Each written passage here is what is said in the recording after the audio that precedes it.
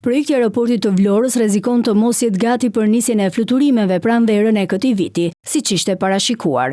Paralajmërimi vjen nga përfaqësuesit e kompanisë Mapco, aksionerët kryesor të koncesionit. Sipas tyre, shkak është konflikti mes dy aksionerëve, Mapco Construction e biznesmenit Begjet Pacolli dhe Dya Group e Valona Demit.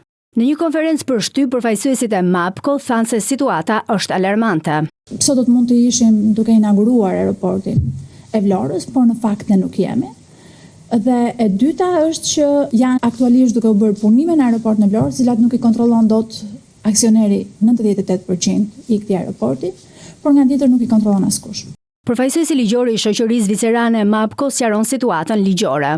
Me datë 23 dhjetor, një ditë pas vendimit të apelit të 22 dhjetorit, u rivendos masa sigurimit pa dis, po në dhomë këshillimit, pa na njoftuar fare, dhe u rivendos ajo mas që ishte ndryshuar nga gjykata e apelit për të njëjtat shkaqe, për të njëjtat fakte bazuar në të njëjtat pretendime. Ka 98% kuotave dhe është e shpronësuar de facto me vendim gjykate. Përfaqësuesit e kompanisë ngren shqetësimin për cilësinë dhe sigurinë e aeroportit të Vlorës, ndaj kërkojnë edhe një auditim nga kompani të huaja.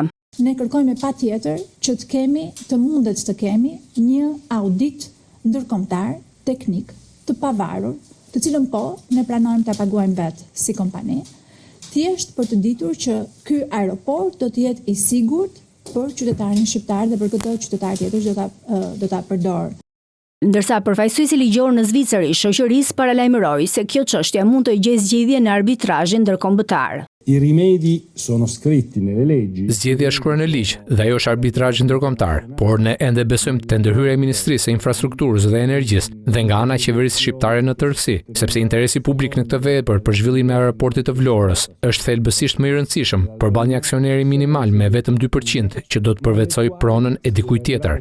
Kompania Mapco thotë se vonesat krijojnë kosto dhe për financat e saj për shkak të një kredie prej 57 milionë eurosh. Vlera e investimit për aeroportin ndërkombëtar të Vlorës sipas kontratës është 104 milionë euro, por përfaqësuesit e koncesionit kanë thënë se ajo është më e madhe. Koncesionari parashikon se kompania do të mbajtë drejtën e operimit të kësaj vepre për 35 vite.